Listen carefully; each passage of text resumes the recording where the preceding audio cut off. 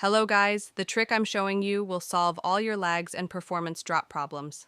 So go to Settings, go to Battery here. You want to go to Battery Health and Charging. Now this section here is the one you want to keep an eye on. If this shows peak performance capability and what you see here underneath it, you're alright. Also, keep an eye on the percentage of maximum capacity. This will drop with age, and then at some point this will change to say something along the lines of, your device's performance is being managed. This means the AI is trying to prolong the longevity of your device by stripping back some of the performance capabilities, and maybe you don't want that. So if you do get that message, you'll also have a bit of blue writing here that says disable.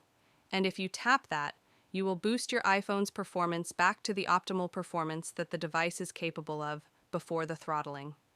However, it's important to remember it is a balancing act, so if you have more speed, you're going to have less power.